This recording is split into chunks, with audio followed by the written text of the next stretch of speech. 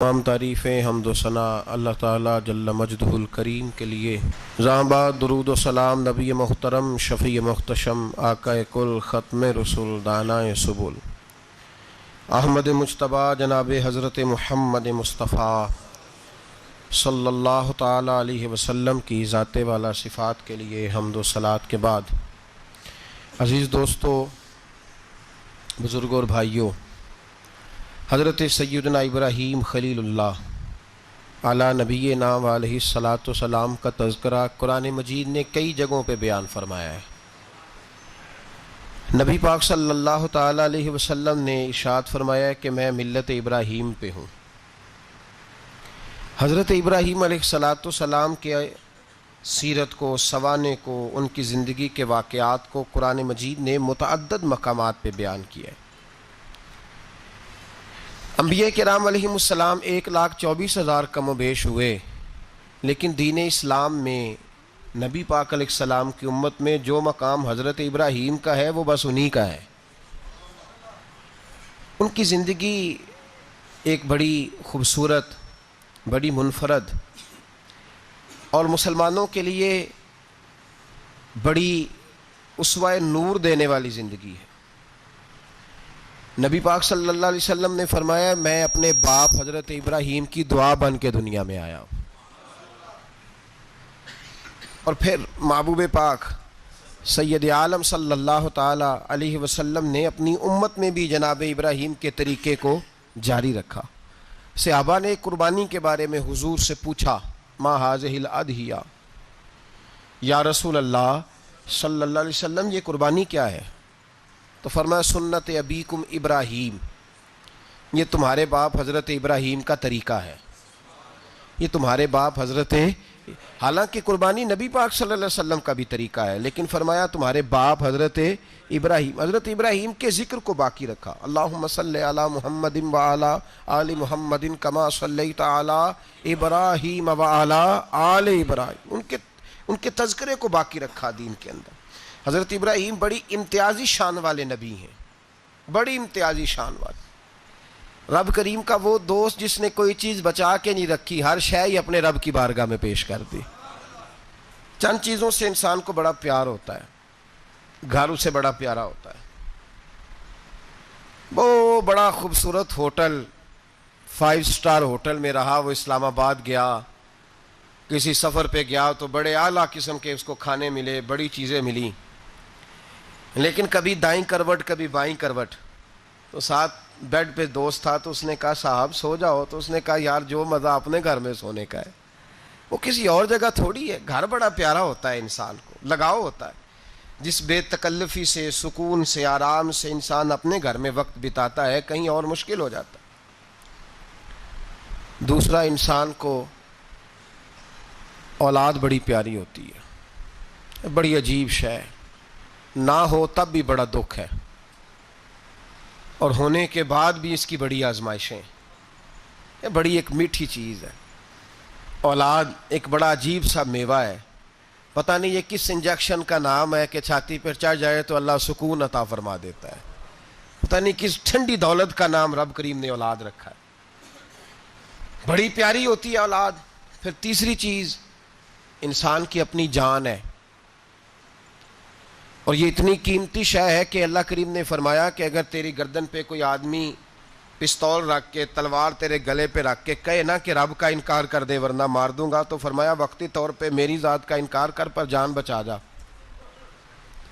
اگر تو مرنے کے قریب ہو گیا ہے اور حرام شے کھائے بغیر تو بچ نہیں سکتا، مر جائے گا، تو فرمایا چل تو اس طرح کر، حرام کھا کے جان بچا، پر جان بچانا فرض ہے، ضروری ہے۔ وطن بڑا پیارا، اولاد بڑی پیاری، جان بڑی پیاری، پر حضرت ابراہیم سے رب کریم نے فرمایا چل ابراہیم کوئی چیز دے، تو کہا یا اللہ تینوں ہی تیرے نام پہ قربان کرتا ہوں، تیری ہوئی ساری، ہر شے تیری۔ حضرت ابراہیم نے دین کے لیے، آپ شہر بابل کے قریب پیدا ہوئے تھے، وہاں سے مصر آئے، مصر سے فلسطین آئے، اور فلسطین سے آ کر کے کعبہ آباد فرمایا۔ زندگی سفروں میں گزری، سفر ایک تکلیف والی چیز ہے، پر حضرت ابراہیم نے وطن چھوڑ دیا، گھر چھوڑ دیا۔ جان بڑی عزیز ہوتی ہے، اصل میں نا جب انسان جد و جہد کرتا ہے نا دین کے لیے تو اس کے رستے میں بڑی چیزیں آتی ہیں، کبھی اولاد، کبھی گھر، کبھی باہر، کبھی حکومتیں، کبھی سیاستیں، کبھی چدراہٹیں، اس کے رستے میں بڑا کچھ آتا ہے اور اسے ہر چیز کو فیس کرنا پڑتا ہے۔ گھر کے اندر بھی جنگ ہوتی ہے اور گھر کے باہر بھی لڑائی ہوتی ہے، یہ آسان ہے ہی نہیں۔ ہم تو خیر ہتھیار چھوڑ کے پھینکنے والے لوگ ہیں، ہم بھولے بھالے لوگ ہیں، ہم کہتے ہیں میں نے تو کہا تھا مہندی نہ کرو پر بیٹے نہیں مانے، بولے جو ہوئے۔ اسی طرح حالانکہ اگر وہ بیٹا کہے نا کہ ابا جی لاؤ زندگی میں سارا کچھ میرے نام کرو تو پھر ہم بولے نہیں ہوتے، اور اس وقت ہم تیز ہوتے ہیں، کہتے ہیں یہ کیسے ہو سکتا ہے، ہاتھ کاٹ کے دے دوں۔ اس وقت نہیں، دین کے معاملے میں بولے ہوتے ہیں۔ بیٹا بد مذہب کے پاس جا رہا ہے تو اس وقت ہم بولے بھالے ہیں، کوئی عرض نہیں، لیکن اگر وہ اپنی پسند کی شادی کرے ہمیں کراس کر کے پھر ساتھ ہی ہم تیز ہو جاتے ہیں۔ تو حضرت ابراہیم نے جب دین کے لیے نکلے تو جد و جہد کی، گھر کے اندر بھی گھر کے باہر بھی۔ آپ کے والد کا نام طارق ہے، وہ توحید پرست تھے، ایماندار تھے، پرہیزگار تھے۔ آپ کے چچا کا نام آزر ہے، وہ بت پرست تھے، بت بیچا کرتے تھے۔ حضرت سیدنا ابراہیم علیہ السلام جب میدان عمل میں نکلے تو حضرت ابراہیم علیہ السلام نے اپنے گھر سے جہاد شروع کیا، لڑنا پڑا۔ گھر کے اصولوں سے، چچا نے جو رواج بنائے ہوئے تھے اس رواج سے ٹکرائے۔ فرمایا میں اپنے گھر کے اندر یہ بت پرستی نہیں ہونے دیں گا۔ چچا کو ایک دفعہ نہیں بار بار 100 دفعہ سمجھایا۔ آپ کا چچا بت بنا کے بیچا کرتا تھا۔ حضرت ابراہیم علیہ السلام تھوڑے بڑے ہوئے تو کہنے لگا کہ چلو میرے ساتھ، تم بھی بت بیچنے ہیں، ہمارا کاروبار ہے۔ حضرت ابراہیم ساتھ نکلے تو بت پکڑا ہے، گندے پانی کے اندر اس بت کو ڈبوتے ہیں، کہتے ہیں کسی نے خریدنا ہے تو خرید لو، نہ یہ نفع دے سکتا ہے نہ نقصان دے سکتا ہے، جو اپنا آپ نہیں بچا سکتا تمہیں کیا بچائے گا، خریدنا ہے تو خرید لو۔ چچا کہنے لگا تو کاروبار چمکا رہا ہے کہ تباہ کر رہا ہے۔ گھر میں بڑے معاملات خراب ہوئے، جھگڑے ہوئے، لیکن حضرت ابراہیم علیہ السلام ایک منٹ کے لیے بھی اپنے گھر کے اندر بھی کمپرومائز کرنے کو تیار۔ یہ تھوڑا مشکل میں نے پہلو چھیڑ دیا ہے، یہ تھوڑا مشکل پہلو چھیڑ دیا ہے۔ بڑا سمجھدار آدمی ہے پر بیوی سے پردہ نہیں کرا سکتا، سیانا ہے، پنچایت کا بندہ ہے، جو اس سے آپ کہیں گے وہ بات یہ سنائے گا، لیکن کہتا نہیں جی میں نے کوشش کر لی ہے۔ کس قسم کی کوشش ہے صاحب، یہ کیسے ہو گیا؟ حضرت ابراہیم علیہ السلام نے گھر کے اندر سے فرمایا نہیں کرنے دوں گا، گھر کے اندر بھی ٹکرائے۔ فرمایا تم جو بھی ہو، پاش پاش کیا چچا کے اصولوں کو، اور باہر جب نکلے تو صرف علاقے کے چیئرمین سے نہیں ٹکرائے، ایم پی ایم این اے وزیر مشیر سے نہیں ٹکرائے، سپر پاور نمرود دنیا کا واحد حکمران تھا اس وقت، دوسرا کوئی حکمران ہی نہیں تھا، اکیلے حکمران سے جا کر ٹکرائے، کوئی ساتھ فوج نہیں تھی، کوئی ساتھ ان کے طاقت بظاہر دنیا داری کی کوئی نہیں تھی، پر حضرت ابراہیم جا کے ٹکرائے۔ اور میرے رسول پاک صلی اللہ علیہ وسلم نے سند بیان کی، فرمایا افضل الجہاد کلمۃ الحق عند سلطان الجابر۔ فرمایا سب سے افضل جہاد یہ ہے کہ تو ظالم بادشاہ کے سامنے کھڑے ہو کے حق بات بیان کر دے، یہ سب سے بڑا جہاد ہے، یہ سب سے افضل الجہاد کلمۃ الحق عند سلطان الجابر، سب سے بڑا جہاد۔ حضرت ابراہیم کھڑے ہو گئے، سپر پاور سے ٹکرائے۔ یہاں ہم لوگ حکمتوں کا شکار ہیں، دیکھیں گے، کریں گے، سوچیں گے، اور مولوی صاحب کو ویسے کہتے ہیں آپ پرہیز کریں سیاسی باتوں سے۔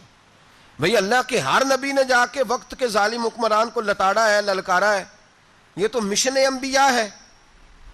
حضرت سیدنا ابراہیم علیہ السلام نے جو اس کو جا کے کہا کہ تو جھوٹ بولتا ہے، تو جھوٹا ہے، تو خدائی کا دعویٰ کرتا ہے، تو بہت بڑا ظالم ہے، اور قرآن مجید نے اس ساری بات کو بیان فرمایا ہے۔ حضرت ابراہیم علیہ السلام سے کہنے لگا میں رب ہوں، تو آپ نے فرمایا میرا رب تو وہ ہے جو زندہ کرتا اور مارتا ہے۔ تو پھر آپ حق بات بیان کریں گے تو اللہ مارے گا کہ بندہ مارے گا؟ کچھ بھی نہیں ہوتا، کیونکہ زندگی موت کس کے ہاتھ میں ہے؟ اللہ کے ہاتھ میں، زندگی موت اللہ، کچھ بھی نہیں ہوتا۔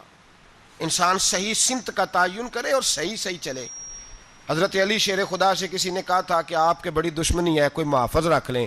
آپ فرمانے لگے موت خود بہت بڑی محافظ ہے، وقت سے پہلے آتی ہی نہیں، بڑی محافظ ہے، وقت سے پہلے۔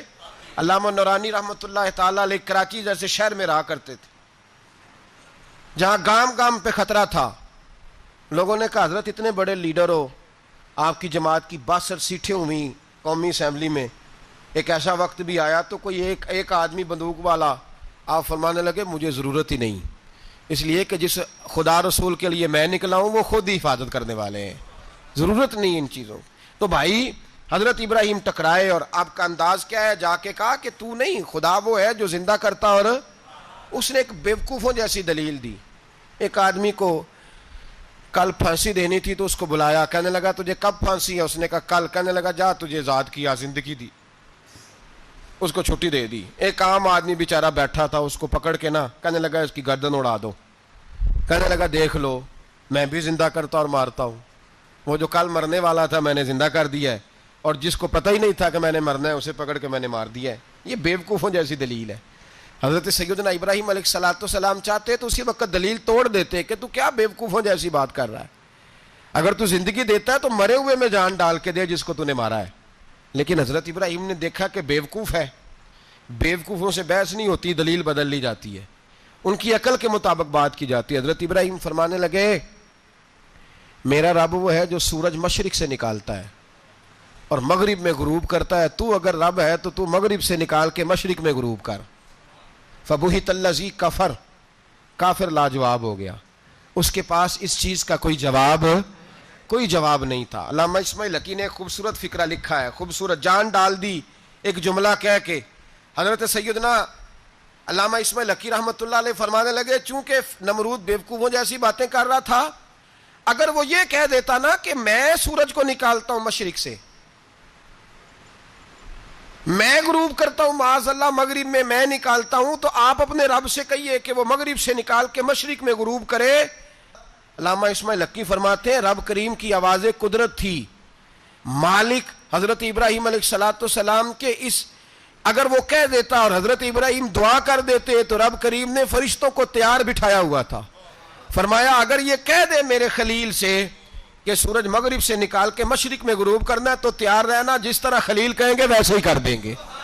واتخذ اللہ ابراہیم خلیلا، ابراہیم ہمارا دوست جو ہوا، جیسے کہے گا ویسے کر دیں گے. حضرت سیدنا ابراہیم علیہ السلام کی باتوں کا جب جواب نہ دے سکا، دلیل نہیں بندہ دیتا، پھر لڑائی کرتا ہے، پھر جھوٹے موٹے اعتراض کرتا ہے. دلیل ختم ہوتی ہے تو لوگ ذاتیات پہ اترتے ہیں، کہتے ہیں یہ کھانستا صحیح نہیں، دیکھتا صحیح نہیں. دلیل ختم، اب ذاتیات پہ اترے، کہنے لگے مجھے پتہ چلا ہے کہ یہ فلانی جگہ گیا تھا تو وہاں جا کے اس نے اس طرح کیا ہے. پھر لوگ ذاتیات پہ اترتے ہیں، جب دلیل کا جواب دلیل سے نہیں دے پاتے پھر ذاتیات پر اتر کر حملے کرتے ہیں. حضرت ابراہیم کے دلائل کا جواب نمرود نہ دے سکا تو کہنے لگا کہ اس کو آگ میں ڈال دو. قوم گئی ہوئی تھی ساری، آپ نے بات سنی ہوئی ہے، میں نے صرف اشارہ دینا ہے، میلے پہ. تو حضرت سیدنا ابراہیم علیہ السلام نے سارے بت توڑ دیے، کلاڑا بڑے بت کی گردن پہ رکھا. واپس آئے، کہنے لگے بت کس نے توڑے ہیں؟ تو فرمایا اس سے پوچھ لو جس کی گردن پہ کلاڑا ہے. کہنے لگے یہ تو بول ہی نہیں سکتا. تو فرمانے لگے بڑے بیوقوف ہو، جو بولتا ہی نہیں، سنتا ہی نہیں، اپنا آپ نہیں بچا سکتا، اس کی پوجا کرتے ہو. کہنے لگے پکڑو، دلیلیں ختم ہو گئی، اس کو آگ میں ڈالو. بہت بڑی حویلی 45 فٹ مربع پہ مشتمل ایک حویلی بنائی گئی اور 45 فٹ اونچی. مختلف روایات، علامہ اسماعیل حقی کہتے ہیں کہ 3 مہینے تک نمرود نے کہا کہ اس کے اندر لکڑیاں ڈالو. لوگ پوچھنے لگے کتنی دنیا جلانی ہے؟ کہنے لگا بندہ تو ایک جلانا ہے، پر بندہ بڑا تگڑا ہے، ایک بندہ. 3 مہینے لکڑیاں ڈالی گئیں. اور لوگوں کی جو تہمات ہوتی ہیں نا وہ بڑی عجیب ہوتی ہیں. تہمات میں نے بڑی تفصیل سے رمضان المبارک میں گفتگو کی تھی. بدشگونی، تہمات لوگ لیتے ہیں. اس وقت بھی لوگ تہمات کا شکار ہو گئے، عقیدہ بگڑ جاتا ہے تو وہ عجیب و غریب باتیں کرنے لگتا ہے. تہمات کا شکار ہو گئے. بیبیاں نظر مانتی، میں بیمار ہوں، اگر صحیح ہو گئی تو اتنے من لکڑی دوں گی حضرت ابراہیم کی آگ جلانے کے لیے. ایک عورت لے کے جا رہی ہے لکڑیاں، تو ایک نیک دل آدمی نے اس سے پوچھا کہاں جا رہی ہو؟ کہنے لگی میں نے منت مانی تھی تو حضرت ابراہیم علیہ السلام کو معاذ اللہ جلانے کے لیے لکڑیاں لے کے جا رہی ہوں. تو وہ رب کریم کے بندے کہنے لگے تو ڈھونڈتی رہے گی، تجھے وہ جگہ ملے گی نہیں. وہ بی بی کئی مہینے گھومتی رہی، جگہ ہی نہیں ملی جہاں لکڑیاں ڈالنی، ماری گئی. تہمات کا شکار ہوئے بہت سارے لوگ. تہمات کا بھائی، تہمات دین کے اندر منع ہے. تہمات دین میں کوئی نظر ماننا، کوئی کسی بزرگ کے مزار پہ جا کے سال ثواب کے لیے کوئی چیز ماننا، یہ تو درست ہوا، لیکن غیر شرعی نظریں مان لینا کہ میں آگ کے گرد چکر لگاؤں گا، میں جناب وہاں جا کے یہ والا تماشا کروں گا، میں دھاگا باندھوں گا، میں رسا کاٹوں گا، میں وہاں گندے ہو سے پانی پیوں گا، ان کی شریعت اجازت، یہ توہمات ہیں، بدشگونی ہے، دین میں ان کی کوئی گنجائش۔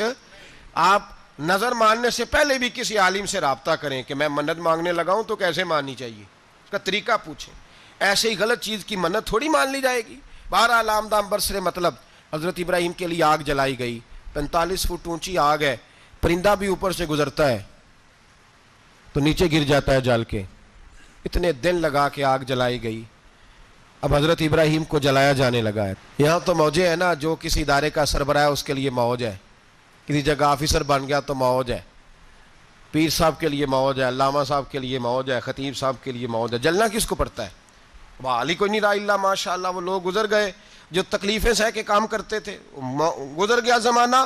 حضرت سیدنا ابراہیم علیہ السلام کو جلایا جانے لگا ہے تو اب اتنی بڑی آگ ہے تو ڈالیں کیسے؟ شیطان نے تجویز دی کہ منجنیق بناؤ، منجنیق، بڑے بڑے بانس باندھ کے ان کے نیچے رسا باندھو، وہ جس طرح جھولنے کے لیے جھولا بنایا جاتا ہے اس طرح ایک منجنیق پرانے زمانے میں اس میں پتھر رکھ کے پھینکے جاتے تھے دشمنوں پہ، وہ منجنیق بنائی گئی کہ دور سے حضرت ابراہیم کو پھینکیں گے، ہاتھ حضرت ابراہیم کے باندھ دیے، پاؤں مبارک باندھ دیے، پوری زمین پہ ایک نام لینے والا خدا کا، اور اس کو آج رسیوں میں جکڑا ہوا ہے۔ جب پھینکا جانے لگا نا آگ میں، حوریں رونے لگیں، فرشتے تڑپنے لگے، اے اللہ یہ کیا ہونے لگا ہے، ایک تیرا خلیل اور وہ بھی آگ میں۔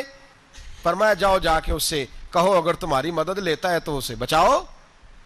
ہوا کا فرشتہ آیا، کہا ابراہیم اگر تو کہے، او بھائی ان چیزوں کو کہانی سمجھ کے نہ سنا کریں، یہ داستان نہیں، یہ وہ طریقے ہیں جو ہمارے رسول نے ہمیں اپنانے کا حکم ارشاد فرمایا ہے، جو عقیدے، یہ وہ نظریات ہیں جو ہمیں اوڑھنے کو کہا گیا، اپنے رب کریم کی رضا پہ راضی رہنے کے یہ وہ خوبصورت مواقع ہیں صوفیاء نے جن کو بنا کر سمجھا کر ہم تک پہنچایا ہے۔ یہ ہے اہل طریقت کی باتیں، وہ کہتے ہیں یار جس حال میں رکھے راضی رہنا ہے۔ حضرت ابراہیم علیہ السلام کو پھینکا جا رہا ہے، فرشتہ آیا، اے اللہ کے خلیل اگر حکم دو تو اتنی ہوا چلاؤں کہ نمرودی جل جائیں سارے، آگ ان پہ پھینک دی جائے۔ آپ نے فرمایا تو جا، تجھ سے مجھے کوئی کام نہیں۔ تھوڑی دیر کے بعد پانی کا فرشتہ آیا، کہا حضور اتنی بارش برساؤں گا کہ آگ بجھ جائے گی۔ فرمایا تو جا، تجھ سے کوئی کام نہیں۔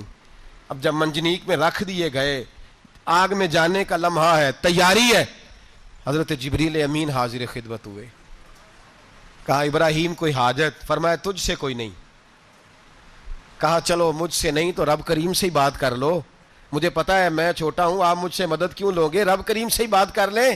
تو حضرت ابراہیم کہنے لگے جبریل یہ بتا رب کو نہیں پتا اس کا خلیل کس حال میں ہے، اسے نہیں پتا میں کس حال میں ہوں، میرے ہاتھ بندھے ہیں پیر بندھے ہیں آگ میں، اسے نہیں پتا، بتایا تو اسے جاتا ہے جس سے خبر نہ ہو، تو اگر اسے پتا ہے تو اگر وہ جلانے پہ راضی ہے تو میں بھی جلنے کو تیار ہوں، میں تیار ہوں، میں تیار ہوں، اسے کہو ٹھیک ہے۔ حضرت سیدنا ابراہیم علیہ السلام کو منجنیق میں ڈال کے جو پھینکا آگ میں، یا نارکونی بردم و سلام علی ابراہیم، اللہ نے فرمایا اے آگ میرے ابراہیم پہ ٹھنڈی بھی ہو جا اور سلامتی والی بھی ہو جا۔ حضرت ابراہیم کو دو فرشتوں نے بٹھا دیا زمین پہ، پھول کھلے ہیں، کونپلیں مہک رہی ہیں، کلیاں خوشبو دے رہی ہیں، حضرت ابراہیم نے سر سجدے میں رکھ دیا، سبحان اللہ والحمد للہ ولا الہ الا اللہ واللہ اکبر۔ حضرت ابراہیم اللہ کی تسبیح پڑھنے لگے، رب کریم کا شکر بجا لانے لگے، نکلے وہاں سے، کچھ دن گزر گئے، نکلے، حکم ہو گیا ابراہیم علاقہ چھوڑ دو۔ حضرت ابراہیم علیہ السلام وہاں سے نکل کے مصر آئے، چچا کے پاس ٹھہرے، انہوں نے اپنی بیٹی جناب سارہ کا نکاح کر دیا، کچھ آگے بڑھے تو ایک ظالم بادشاہ سے ٹکرائے، اس نے ایک شہزادی، ایک بادشاہ کی بیٹی قید کی ہوئی تھی، جناب ہاجرہ نام تھا، ان کو قید سے چھڑا کے ساتھ لائے، حضرت لوط علیہ السلام بھی ساتھ، یہ 4 لوگوں کا قافلہ چلا، فلسطین میں جا کے پڑاؤ ڈالا، گھر بار چھوڑا، تبلیغ شروع ہوئی۔ حضرت ابراہیم کے گھر میں 2 خواتین ہیں، ایک آپ کی بیوی ہیں، ایک حضرت ہاجرہ ہیں، اولاد کوئی نہیں، بڑا میوہ ہے میٹھا، گھر وہی آباد ہوتا ہے جس میں بچے روتے ہیں، گھر ہوتا ہی وہ ہے جس میں بچوں کی چنچناہٹ ہوتی ہے، بھن بھناہٹ ہوتی ہے۔ حضرت ابراہیم نے ایک بچہ روتے ہوئے دیکھا تو آنکھوں میں آنسو آئے، کہنے لگے ربی حب لی من الصالحین، یا اللہ مجھے بھی نیک اولاد عطا کر دے۔ حضرت سارہ نے سن لیا، کہنے لگی ابراہیم شاید میرے بطن سے تو آپ کو نصیب نہیں، ہاجرہ سے نکاح کر لو۔ جناب ہاجرہ سے نکاح ہوا۔ اللہ تو بڑا بے نیاز ہے، رب کریم نے حضرت اسماعیل جیسا خوبصورت بیٹا عطا فرمایا۔ بیٹا کالا سیاہ بھی ہو تو سینے کی ٹھنڈک ہوتا ہے، پر یہ تو وہ بیٹا ہے جس کی پیشانی میں نور محمدی چمکتا ہے صلی اللہ علیہ وسلم۔ حضرت سیدنا اسماعیل علیہ اتنے خوبصورت، اب جس بیوی کے یہاں بیٹا تھا بیٹھنا اٹھنا بھی زیادہ اس کے پاس، آنا جانا بھی اس کے پاس، توجہ ادھر ہو گئی۔ جناب سارا رشک کرنے لگی، ایک دن کہنے لگی اسے چھوڑ آ جنگل میں، وادی غیر ذی زرع مکے کے پاس، بھائی ایک بیٹا عالم دین بنا لو۔ کہنے لگا روٹی کہاں سے کھائے گا؟ تیرے 5 بیٹے ہیں، کو حافظ قرآن بنا، کہتے روٹی کہاں سے کھائے گا؟ وہ بچہ بھی کہتا ہے میں کہاں سے کھاؤں گا۔ حضرت ابراہیم علیہ السلام تو چند مہینے کا بچہ چھوڑ آئے، تو کہاں سے روٹی کھائی حضرت اسماعیل نے؟ کہاں سے کھائی ان کی اماں نے روٹی؟ بھوکے مر جاتے ہیں یہ سارے۔ میں بڑی ذمہ داری سے کہا کرتا ہوں کہ جتنی خوبصورت روٹی اللہ کریم دین کے خادموں کو عطا کرتا ہے شاید کسی اور کے نصیب ہوتی ہو، لیکن ہم لوگ توجہ ہی نہیں کر رہے، ہمارا ذوق ہی نہیں بن رہا، ہم یہ محنت ہی نہیں کر رہے کہ قوم کو مستند علماء کی ضرورت ہے، علاقوں کے علاقے خالی ہیں، ادھر ہمارا مزاج ہی نہیں بن رہا، توجہ ہی نہیں دین کی خاطر۔ اور پھر چلے بچے تو بعد کی بات ہے نا، جو ابھی خود جوان ہے وہ بھی یہ دعا، ایک صاحب مجھے کہنے لگے میں دعا مانگ رہا ہوں اللہ مجھے بیٹا دے تو میں اسے دین پہ لگاؤں گا، تو میں نے کہا آپ بھی بوڑھے نہیں ہوئے، آپ خود ہی لگ جائیں، بیٹا تو ابھی آئے گا تو لگے گا نا، تو آپ تو اس وقت ہے تو آپ تو پہلے لگے نا صاحب، 2 گھنٹے تو نکال کے آئے، دین سیکھنے کو کافی ہے۔ آپ اتنی لمبی سوچ رہے ہیں کہ بچہ آئے گا تو بڑا ہوگا تو وہ جائے گا تو دیکھی جائے گی، ابھی تو آپ ہیں تو آپ تو آؤ۔ حضرت ابراہیم نے بچہ وہاں چھوڑا۔ یہاں سے جو عمرہ کرنے لوگ جاتے ہیں نا، جو حج کرنے جاتے ہیں، ان کو پتہ ہے کہ وہاں دنیا کی ہر نعمت ملتی ہے، پھر بھی ڈبل ٹرپل پیسے لوگ جیبوں میں ڈال کے جاتے ہیں۔ حضرت ابراہیم جب وہاں لے کے گئے تو کوئی انسان نہیں تھا، پانی کا قطرہ نہیں تھا، 2 کلو کھجوریں، ایک مشکیزہ، بیوی کو تھمایا۔ ہمارے گھر میں ہزاروں چیزیں پڑی ہیں لیکن وہ جو توکل ہے نا وہ ختم ہو گیا ہے۔ اللہ دے گا، حلال حلال پہ قناعت کرے، جائز جائز پہ بھروسہ کرے، رب کریم عطا کرنے والا ہے، وہ مزاج ختم ہو گیا۔ حضرت سیدنا ابراہیم علیہ السلام 2 کلو کھجوریں، ایک مشکیزہ پانی کا دے کر کے، اور وہاں بٹھایا آپ نے اپنے بچے کو اور اپنی زوجہ جناب ہاجرہ کو، اور بٹھا کر کے یہ واپس پلٹنے لگے تو حضرت ہاجرہ سلام اللہ علیہ نے آواز دی، کہا ابراہیم کس کے سہارے پہ چھوڑ کے جا رہے ہو؟ جہاں آب زمزم کا کنواں ہے نا، جو لوگ گئے ہیں جنہوں نے صفا مروہ کی صحیح کی ہے، صفا مروہ سے باہر نکلے نا، سرکار کی ولادت کا مقام ہے، اس جگہ پہ آب زمزم کا کنواں تھا، وہاں حضرت سیدنا ہاجرہ کو بٹھایا، کوئی چیز نہیں، کوئی درخت نہیں، کوئی کھیت نہیں، کوئی پانی نہیں، کوئی کنواں نہیں، وہاں بٹھایا اور بٹھا کر کے نکلنے لگے تو جناب ہاجرہ فرمانے لگی ابراہیم کس کے سہارے پہ چھوڑ کے جا رہے ہو؟ کہنے لگی اللہ کے سہارے پہ۔ تو پاک باز بی بی نے ایک لفظ پوچھا، کہا ابراہیم یہ میرے رب کا حکم ہے، یہ میرے، بس جن کا عقیدہ توحید مضبوط ہو ان کے لیے ایک جملہ کافی ہوتا ہے، یہ میرے اللہ کا حکم ہے۔ تو جناب ابراہیم علیہ السلام فرمانے لگے ہاجرہ ہاں رب کا حکم ہے۔ جب یہ لفظ کہے تو چاہیے تھا نا حضرت ابراہیم تسلی دیتے، تو بی بی صاحبہ تسلی دینے لگی، عرض کرنے لگی ابراہیم اگر اللہ کا حکم ہے تو پھر آپ ہماری فکر نہ کرنا، اگر یہ رب کا حکم ہے تو پھر ہماری فکر نہ کرنا، جس رب نے ہمیں یہاں تک پہنچایا ہے وہ ہمیں کبھی بھی ضائع نہیں فرمائے گا، پھر فکر نہ کرنا۔ حضرت ابراہیم آ گئے، بات آپ نے سنی ہوئی ہے، اشارہ کرنا مقصود ہے۔ 13 سال میں چلے مان بھی لیا جائے بعض روایات کی روشنی میں کہ آتے جاتے بھی رہے، لیکن مکمل دیکھ بھال اپنے بچے کی پرورش میں پورا حضرت ابراہیم علیہ السلام کا کردار، سارا کردار ماں کا تھا۔ میں جب خواتین کے بارے میں کوئی بات کرتا ہوں تو میں آپ کو اکثر کہتا ہوں کہ یہ صرف بیوی کے لیے حکم نہیں ہوتا، یہ ٹریننگ بیٹی کو دینی ہے اور بہن کو دینی ہے، یہ تربیت کرے اپنے گھر میں۔ میں تجربے کی روشنی میں یہ بات عرض کیا کرتا ہوں کہ بھائی بچے باپ کے فرما بردار اس وقت ہوتے ہیں جب اماں انہیں باپ کا فرما بردار کرتی ہے، اور بچے باپ کے نافرمان بھی تب ہوتے ہیں جب اماں انہیں باپ کا، میں نے اپنے کانوں سے سنا ایک دفعہ ایک بچہ اپنے باپ سے کہہ رہا ہے آپ نے تو ساری زندگی باہر گزار دی، پیسے کمانا کون سا مشکل کام ہے، دکھ سکھ تو سارے اماں نے برداشت کیے، سکولوں میں وہ جاتی تھی، فلانا کام وہ کرتی تھی، فلانا کام. اب یہ سوچ اس کی ذاتی تو نہیں، یہ اس کو دی گئی ہے. اور اگر اس کو یہ سوچ دے دی جائے کہ اماں کہے کہ میں تو اپنوں میں رہی ساری زندگی، میں نے تو اپنوں میں وقت گزارا، اور تیرا باپ تو کئی دفعہ جنازے بھی نہیں پڑھ سکا، نے تو ماں باپ ایسے دفن کر دیے، وہ اگر یہ سوچ فراہم کرے تو پھر بچہ باپ کا فرما بردار ہوتا ہے. اور یہ والی روایتیں ہم بیوی کو سناتے ہیں، حالانکہ کس کو سنانی چاہیے؟ بولیے. بہن اور بیٹی کو. بہن اور بیٹی کو سنائیں یہ باتیں، ان کو سمجھائیں تاکہ آگے جا کے وہ جو گھر ترتیب دیں وہ گھر بڑا عمدہ اور نکھرا ہوا ہو. حضرت سیدنا ابراہیم 13 سال کے بعد آئے، چونکہ گھر میں اللہ تبارک و تعالیٰ کی دوستی کا چرچا تھا، اللہ تبارک و تعالیٰ کی محبوبیت کا غلبہ تھا. 13 سال کے بعد فلما بالغ معہ السعی، بیٹا جب اتنا بڑا ہوا کہ سال چلنے لگا، تو حضرت ابراہیم نے اپنے بیٹے کو بلا کے کہا بیٹا مجھے خواب آئی ہے، میں تجھے ذبح کر رہا ہوں، تیری کیا رضا ہے؟ تو حضرت اسماعیل کہنے لگے یا ابت افعل ما تؤمر، ابا جی اللہ جیسے حکم دیتا ہے میرے ساتھ ویسے ہی کریں، جیسے اللہ حکم دیتا ہے ویسے ہی، بولیے، ویسے ہی کریں. حضرت ہاجرہ کو کہا کہ ایک دوست نے دعوت کی ہے تو وہاں جا رہے ہیں. بی بی مطمئن ہے، تفصیلات کی ضرورت نہیں، ختم بات، اعتبار ہے، مطمئن ہو گئی. شیطان پیچھے سے آیا اماں کے پاس. ذرا تھوڑی دیر کے لیے تصور جمائیے،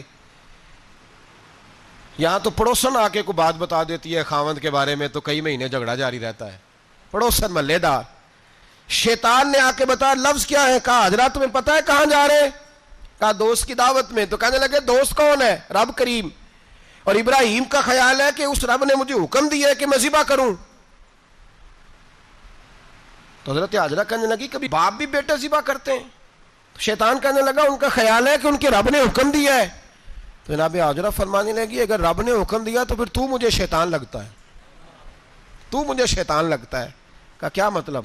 فرمانے لگی اگر رب کریم کا حکم ہے تو میرے پاس ایک اسماعیل ہے، اگر 1000 بھی ہوتے میں سارے اللہ کے رستے میں پیش کر دے دیتی. مالک کا ہی تو ہے سارا کچھ، اسی کا ہے، اس میں لیت اللہ کی کیا گنجائش. حضرت سیدنا ابراہیم علیہ السلام نے بیٹے کے حلق پہ چھری رکھ بھی دی اور چھری چلا بھی دی، رکھ بھی دی، اور وہ تو اللہ کریم نے فرمایا یا ابراہیم قد صدقت الرؤیا، ابراہیم تو نے خواب سچا کر دکھایا، وہ قیامت تک تیرا نام رہے گا. حضرت ابراہیم نے وطن بھی دیا، جان بھی دی، بیٹا بھی. اللہ کریم نے دمبے دیے، فرمایا یہ فدیہ ہے. اب یہ قربانی قیامت تک حضرت ابراہیم کے طریقے کے مطابق جاری ہے. حضرت ابراہیم بہت بڑے مہمان نواز تھے، بہت بڑے. آپ جب مصر میں قیام تھا تو بڑے بڑے لمبے چوڑے لنگر پکتے تھے، لوگ آیا جایا کرتے تھے، بڑا تفصیل کے ساتھ کھانا ہوتا تھا. مہمان نوازی آپ کی خاص صفت مبارکہ ہے. ہمارے ہاں بھی مہمان نوازی ہوتی ہے امیروں کی، بلکہ اب تو مہمان نوازی اس طرح کی ہے کہ کل تیری میرے پاس دعوت ہے اور پرسوں میری تیرے پاس ہے. وہی امیروں میں وہ چکر رہتا ہے، پارٹیاں دوست ایک دوسرے کو ڈالتے ہیں، تیری طرف پارٹی تیری طرف. اور اسی انداز میں اب یہ عید آئے گی نا، ٹکا پارٹیاں ہوں گی جگہ جگہ، اور لوگ سوال پوچھنے لگے ابھی سے، کہتے ہیں قربانی کا کتنا گوشت گھر رکھنا جائز ہے؟ قربانی کا کتنا گوشت گھر رکھنا جائز ہے؟ سارا ہی جی. اس لیے فریزر لے لیں، فریج سے نہیں کام چلے گا، سارا ہی جہاز گھر رکھنا سارا ہی جائز ہے، رکھ لیں. او خدا کے بندے، قربانی وہ بندہ دیتا ہے جو سارا سال ہی گوشت کھاتا ہے. صحیح کہہ رہا ہوں؟ قربانی صاحب نصاب، صاحب استطاعت بندہ دیتا ہے نا، تو وہ سارا سال ہی گوشت، تو سارا گھر میں رکھنا بھی جائز ہے، لیکن سارا دے دینا بھی. تو جو آ رہی ہے اس پہ کیوں توجہ کرتے ہو؟ جو دوسرا جائز ہے اس پہ کیوں نہیں عمل کرتے؟ سارا تقسیم کر دیں، بات ختم ہوئی. یقین کریں محرم میں جا کے دوست ٹیلی فون کر کے سوال پوچھتے ہیں، کہتے ہیں صاحب سنا ہے قربانی کا گوشت محرم میں کھانا جائز نہیں. میں کہ نہیں، ربیع الاول چ بھی جائز جے، رجب رمضان تک کھاؤ، کوئی بندہ نہیں منع کرتا. اس لیے کہ کسی کو دینا تو پسند ہی نہیں. یہاں پھر اس میں سے جو خاص چیزیں ہیں وہ اپنی فریج میں، اور باقی جو ہے وہ دوسروں کے لیے. یہ کیا طریقہ ہے ہمارا؟ اور اسی پہ عمل ہے. اللہ تبارک و تعالی ہمیں سمجھنے کی توفیق عطا فرمائے. حضرت ابراہیم بہت بڑے مہمان نواز تھے. صرف قربانی نہیں دیتے تھے، سارا سال بہت سارا لنگر، بہت سارا کھانا پینا، بہت ساری چیزیں جاری رہتی تھی. اور جتنے غریب لوگ تھے فلسطین کے، ان کو پتا تھا کہ حضرت ابراہیم علیہ السلام کا لنگر جاری ہے فلسطین میں جب آپ کا قیام تھا۔ ایک دفعہ ڈھیروں مہمان آ گئے اور کھانے کو کوئی چیز نہیں۔ حضرت سارہ اور جناب ہاجرہ دونوں اس وقت موجود تھیں۔ وہ کہنے لگی ابراہیم بہت سارے مہمان آ گئے تو کیا کریں؟ جناب سارہ کہنے لگی کس طرح کر کے ان کی مہمان نوازی کرنی؟ اور حالات یہ ہیں کہ قحط پڑا ہوا ہے فلسطین میں، مصر میں، دور دراز علاقوں میں۔ تو حضرت ابراہیم کہنے لگے یہ اللہ کے مہمان ہیں اور ہمیں رب کریم کا بندہ سمجھ کے آ گئے، اللہ ہی بندوبست کرے گا۔ فرمانے لگے میرا مصر میں ایک دوست ہے، وہ قحط کے دنوں میں غلہ جمع کر لیتا ہے، میں اس کی طرف پیغام بھیجتا ہوں، مجھے امید ہے وہاں سے غلہ ملے گا۔ 2 3 5 اونٹ والے غلام بلائے اور ان کو کہا کہ جاؤ غلہ لے آؤ مصر کے دوست سے۔ وہ لوگ کہتے ہیں ہم غلہ لینے گئے، وہاں جب پہنچے تو حضرت ابراہیم خلیل اللہ علیہ السلام کا پیغام دیا تو آپ کا وہ دوست کہنے لگا غلہ تو بے شمار تھا، مجھے خبر نہیں تھی کہ حضرت ابراہیم کا پیغام آئے گا، تو میں تو سارا تقسیم کر چکا ہوں، لوگ لے گئے، اب تو کوئی شے نہیں۔ اب وہ خالی آ گئے 5 کے 5 اونٹ۔ جب خالی آئے تو حضرت ابراہیم کی حویلی کی دیواریں چھوٹی چھوٹی تھیں، ان غلاموں میں سے، خادموں میں سے، آپ کے ان چاہنے والوں میں سے ایک کہنے لگا یار وہ غریب تو انتظار کر رہے ہوں گے کہ غلہ لینے گئے ہیں، ہمیں روٹی ملے گی۔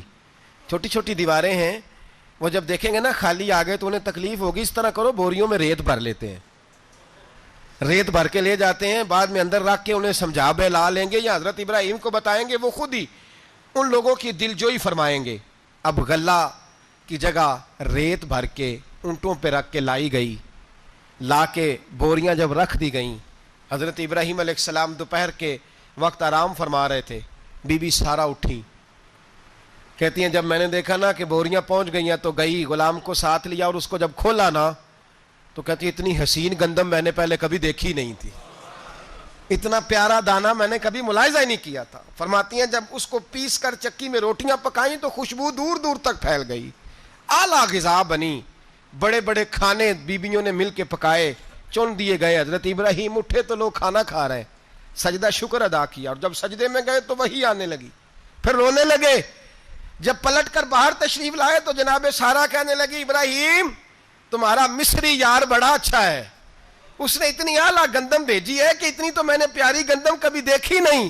جناب ابراہیم مسکرائے، فرمانے لگی سارہ یہ مصری یار نے نہیں بھیجی، یہ میرے عرشی یار نے بھیجی ہے، یہ میرے عرشی یار نے بھیجی ہے۔ بھائی مہمان نوازی مزاج تھا، ہاتھ لٹا دینا مزاج تھا، دوسروں کی اشک شوئی مزاج تھا۔ حضرت ابراہیم علیہ السلام کا طریقہ ہے قربانی، حضور نے ان کا طریقہ بیان کیا۔ اگر سال کے بعد قربانی دینا ان کا طریقہ ہے تو سارا سال غریبوں کو روٹی دینا بھی حضرت ابراہیم کا طریقہ ہے، سارا سال غریب کی نوکری کرنا یہ بھی حضرت ابراہیم کا طریقہ ہے، بھوکے کو کھانا کھلانا یہ بھی۔ میرے مصطفیٰ کریم سید عالم صلی اللہ علیہ وسلم سے صحابہ نے پوچھا حضور بہترین مسلمان کون ہے؟ بہترین مسلمان؟ تو حضور نے فرمایا جو سلام لینے میں پہل کرے اور غریب کو روٹی کھلانے میں سب سے اچھا ہو، وہ بہترین مسلمان ہے، زبردست مسلمان۔ ہمارے ہاں دعوتیں ہوتی ہیں تو امیروں کی، افطاریاں ہیں تو امیروں کی، اور میرے مصطفیٰ کریم علیہ السلام نے فرمایا بدترین دعوت ہے جس میں امیر بلائے جائیں غریب نہ بلائے جائیں، وہ بدترین دعوت۔ حضرت ابراہیم کا طریقہ رہا ساری زندگی مہمان نوازی۔ اور دوسرا ان کا مزاج تھا، اللہ سے پیار ہو گیا تھا نا، جب رب کریم سے محبت ہوتی ہے نا اور محبت کا احساس ہوتا ہے دل میں، پھر سجدے لمبے ہوتے ہیں۔ عام آدمی تو نماز بھی نہیں پڑھ سکتا، جس سے خدا سے محبت ہوتی ہے وہ تہجد بھی نہیں چھوڑ سکتا۔ وہ یہ محبت کی بات ہے نا، جس کو پیار ہوتا ہے اس کی تہجد بھی ہے، اس کی اشراق بھی ہے، چاشت بھی ہے، اس کے عمرے بھی ہیں، اس کے حج بھی ہیں، اس کے بار بار کعبۃ اللہ کے دیدار بھی ہیں۔ یہ محبت الہی ہے، جوش مارتی ہے۔ ان لوگ سجدہ کرتے ہیں تو اٹھتے ہی نہیں، اللہ کے بندوں سے پیار کرتے ہیں اللہ کی۔ حضرت ابراہیم کو رب کریم سے اتنی محبت تھی، اتنا پیار تھا کہ وہ آپ کی زندگی کے ہر پہلو سے چھلکتا تھا۔ ایک وقت ایسا آیا کہ اللہ تعالیٰ نے حضرت ابراہیم کو بہت زیادہ مال عطا فرمایا، اتنے اونٹ گنے نہیں جاتے، گائیں اتنی زیادہ کہ شمار نہیں ہوتی، بکرے بکریاں اتنی زیادہ کہ شمار، بہت زیادہ مال اللہ نے عطا فرمایا۔ اور ابھی کچھ عرصہ پہلے آپ پیچھے جائیں نا تو جو لفظ مال تھا وہ روپے پہ تو بولا ہی نہیں جاتا تھا، وہ جانوروں پہ بولا جاتا تھا۔ بہت زیادہ مال اللہ نے دیا، بکریاں، گائیں، اونٹ، بیل، بڑا کچھ۔ تو رب کریم نے فرشتوں سے فرمایا کہ واتخذ اللہ ابراہیم خلیلا، ابراہیم میرا دوست ہے، تو فرشتے کہنے لگے یا اللہ جسے اتنا کچھ دیا جائے اس نے دوست تو بننا ہی ہوتا ہے، تو نوازا ہی بڑا ہے، اتنا مال، اتنے کھیت کھلیان، اتنا کچھ۔ اللہ کریم نے فرمایا جاؤ آزمائش کر لو، امتحان لے لو۔ فرشتہ امتحان لینے پہنچ گیا۔ حضرت ابراہیم کے جانور چر رہے ہیں چراگاہ میں، حضرت ابراہیم بھی ہیں، غلام بھی ہیں، بہت بڑا ریوڑ ہے، آپ تشریف فرمائیں۔ ایک فرشتہ آیا تو کھیت میں چھپ کے بیٹھ گیا اور بلند آواز سے کہنے لگا سبحان اللہ والحمد للہ ولا الہ الا اللہ واللہ۔ یہ تسبیح بڑی پسند ہے، محبوب نے ان کی فضیلت بیان کی۔ اب وہ حضرت سیدنا ابراہیم علیہ السلام کھڑے تھے تو وہ کھیت میں بیٹھ کے تسبیح پڑھنے لگا سبحان اللہ والحمد للہ ولا الہ الا اللہ۔ حضرت ابراہیم کہنے لگا یہ میرے رب کا نام کون لے رہا ہے، بڑی اس کی میٹھی آواز ہے، بڑی کون ہے؟ ڈھونڈنے لگے، گھومتے گھومتے اس کے پاس چلے گئے، فرشتہ انسانی شکل میں، تو میرے رب کا ذکر کر رہا تھا؟ اس نے کہا میں ہی کر رہا تھا۔ فرمانے لگے یار ایک دفعہ پھر نہیں کرتا؟ تو کہنے لگا ابراہیم پہلے تو میں اپنی مرضی سے کر رہا تھا، تو کہتا ہے تو پیسے لگیں گے، پیسے ہیں تو کر دیتا ہوں۔ حضرت ابراہیم کہنے لگے بول تو کیا لے گا، میرے اللہ کا ذکر سنانے کا کیا لے گا؟ کہنے لگا جتنی بکریاں آپ چرا رہے ہیں ساری دے دے تو میں اللہ کا ذکر سنا دیتا ہوں۔ آپ نے فرمایا بس جا تیری ساری ہوئی، میرے رب کا ذکر سنا۔ اور پھر شروع ہو گیا سبحان اللہ الحمد للہ ولا الہ الا اللہ واللہ اکبر۔ حضرت ابراہیم علیہ السلام کیف میں یار پھر ذرا سنا، نہ علماں وچ پھسا سانو، تو یار دی گل سنا سانو، ذرا دوبارہ سنا۔ پھر سنایا، ایک دفعہ پھر کہا، فرشتہ کہنے لگا بس جی آپ کے پیسے پورے ہو گئے۔ حضرت ابراہیم کہنے لگے چل ایک دفعہ اور سنا۔ کہنے لگا پیسے لگیں گے، تو کیا لے گا؟ کہنے لگا گائیں بھینسیں ساری میری۔ فرمایا بس یار اتنی قیمت، تو سنا صحیح، سارا کچھ ہی تیرا۔ پھر شروع ہو گیا سبحان اللہ والحمد للہ ولا الہ الا اللہ واللہ اکبر۔ گائیں دے دیں، بھینسیں دے دیں، وہ ذکر سناتا ہے۔ حضرت ابراہیم کبھی مچلتے ہیں، کبھی روتے ہیں، کبھی آہیں بھرتے ہیں، تو میرے رب کا نام لے رہا ہے، ذرا پھر سے لے، کیف جاری ہے۔ کہنے لگا بس بھائی۔ حضرت ابراہیم فرمانے لگے تو اور لے لے جو لینا ہے، مجھے ذکر سنا۔ اس نے کہا ابراہیم بکریاں میں لے چکا، گائے بھینسیں میں لے چکا، اونٹ رہ گئے، سارے لے لوں گا پھر ذکر سناؤں گا۔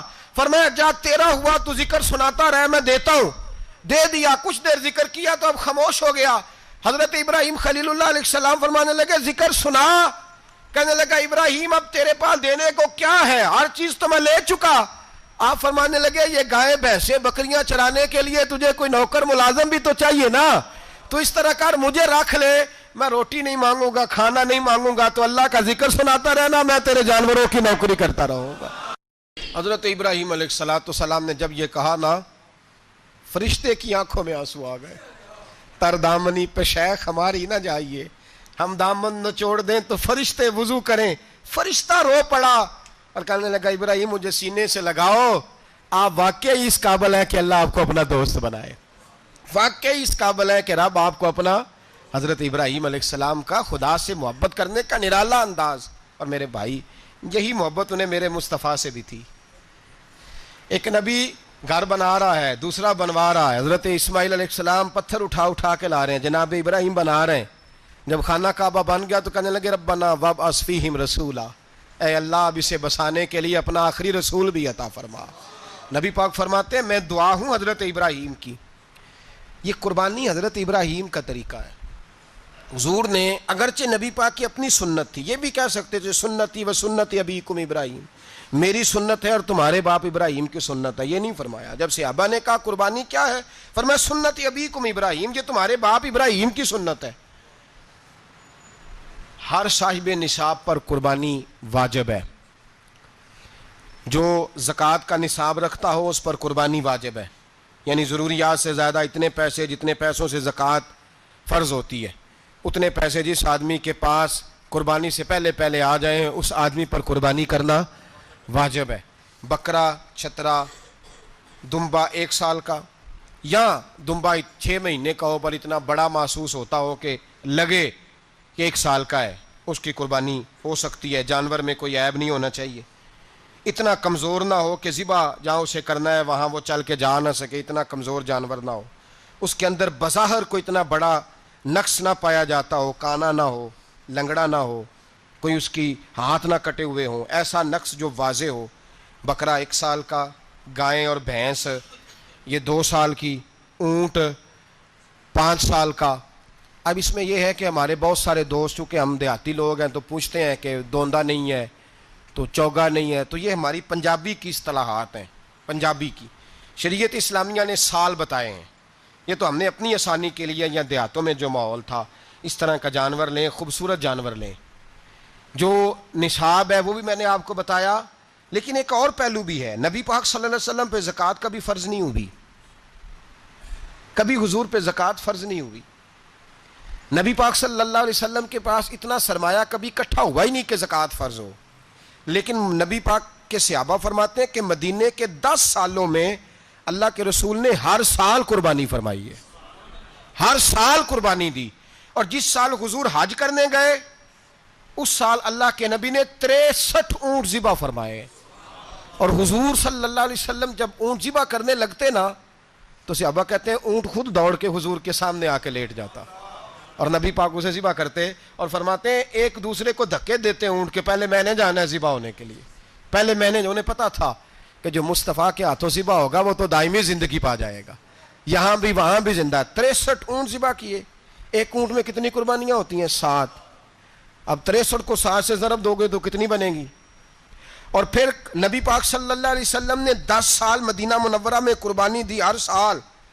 اب وہ 63 اونٹ، ایک اونٹ میں 7 قربانیاں، ہر سال یہاں قربانی، اور مولا علی شیر خدا فرماتے ہیں نبی پاک 2 قربانیاں دیتے۔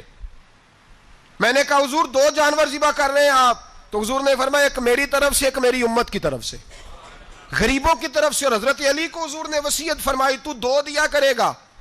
یا رسول اللہ صلی اللہ علیہ وسلم میں غلام ہوں، خادم ہوں۔ حضور نے فرمایا علی ایک تو نے اپنی دینی ہے، ایک میری طرف سے دینی ہے۔ 2 قربانیاں۔ مولا علی نے بھی ساری زندگی 2 قربانیاں دی۔ حضرت علی بھی مال کے نصاب نہیں تھے، اپنا مکان ہی نہیں تھا، کوئی کاروبار نہیں تھا، کئی دن فاقے رہتے تھے، پر قربانیاں کتنی دیتے تھے؟ 2۔ ہمارے پاس ویسے اگر سسرال میں، میکے میں، کزنوں میں کوئی شادی ہو جائے تو 50-60 ہزار کا خرچہ برابر ہے، وہ پکا ہے۔ اور قربانی کی باری غریب ہو گئے، سارے غریب ہو گئے، کہتے نہیں یہاں مشکل ہے۔ او خدا کے بندے، اللہ کے ساتھ تجارت کر، اس کے رستے میں 1 دے گا، رب تجھے 70 گنا اضافہ کے ساتھ عطا فرمائے گا۔ قربانی مال کے نصاب پہ ہے۔ کوشش کیا کریں کہ اللہ کے رستے میں جب دینا ہو پھر لیت اللہ سے بچیں، خوبصورت جانور لائیں۔ جن کو اللہ نے توفیق دی ہے ان کے لیے نصیحت ہے، جن کو اللہ نے توفیق دی۔ میں نے اپنے حضرت صاحب کو دیکھا ہے، وہ کہتے تھے کئی جانور اللہ نے بڑا نوازا ہے، کہتے ایک میرا ہے، ایک میرے ماں کا، ایک میرے باپ کا ہے، ایک میرے فلاں استاد صاحب کا، ایک میرے پیر صاحب کا ہے۔ یہ جانور غوث اعظم جیلانی کا نام کا دے رہا ہوں۔ اور پھر ایک بڑا خوبصورت جانور بندھا ہوتا اور حضرت خود ان کو چارہ ڈال رہے ہوتے، تو حضور یہ کیا ہے؟ فرمانے لگے یہ میں رسول اللہ کے نام پہ قربان کروں گا، یہ نبی پاک کے نام پر قربان کیا جائے گا۔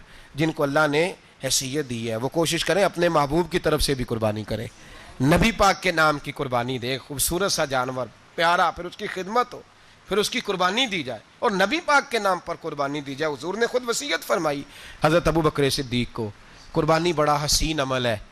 اور میرے نبی پاک صلی اللہ علیہ وسلم نے ناراضگی بھی فرمائی، ذرا خوگر حمد سے تھوڑا سا گلا بھی سن لے۔ میرے حبیب نے فرمایا جو طاقت کے باوجود قربانی نہ کرے وہ ہماری عیدگاہ میں عید کی نماز پڑھنے نہ آئے، وہ نہ آئے۔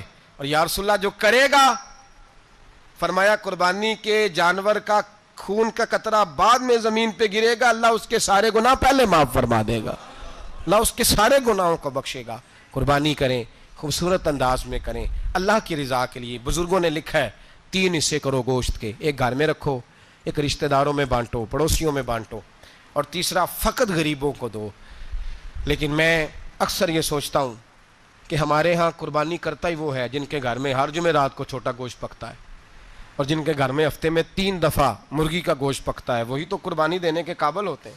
تو وہ بھی اگر قربانی کے بکرے میں سے بھی تیسرا رکھنا چاہیں تو اجازت تو ہے، میں نے کہا سارا رکھنے کی بھی اجازت ہے، لیکن اگر آپ مہربانی کریں، کوشش کریں کہ یار ہم تو سارا سال ہی کھاتے ہیں، اور ہمارے ہاں جو گوشت تقسیم ہوتا ہے نا وہ بھی باری لگی ہوئی ہے، ادھر سے پلیٹ آئی تھی گوشت کی تو ادھر سے بھر کے چلی گئی، بھئی اس نے کی ہے، اس کو بار بار گوشت دینے کا کیا مطلب ہے؟ آپ یہ دیکھیں عزیزوں میں، رشتہ داروں میں، اور میں اگر تھوڑا سا آپ کی توجہ کرانے میں کامیاب ہو جاؤں تو سفید پوش لوگوں کو دیکھیں، کچھ سفید پوش ہیں، سفید پوش جن کے اوپر قرضے ہیں، بیماریوں نے جکڑ لیا ہے، گھر میں بڑے بڑے سخت مریض آ گئے، ہیں سفید پوش پہلے دیا کرتے تھے. آپ ان سے پوچھتے ہیں صاحب قربانی, تو بات کو ٹالتے ہیں. وہ کہتے ہیں سوچ رہا ہوں کوئی حصہ اسا ڈال جائے. پردہ پوشی کرتے ہیں, کہتے ہیں کہیں حصہ رکھا ہوا ہے, پردہ پوش. اکثر وہ لوگ قربانی نہیں دے پاتے. اکثر دیا کرتے تھے, اب نہیں دے پا رہے. کیوں؟ اس لیے کہ مشکلات ایسی آ گئیں. ان لوگوں کا خیال کریں, ان کے گھروں تک گوشت پہنچا کے آئیں, ان پر توجہ کریں. وہ سفید پوش آدمی کبھی ذکر نہیں کرے گا.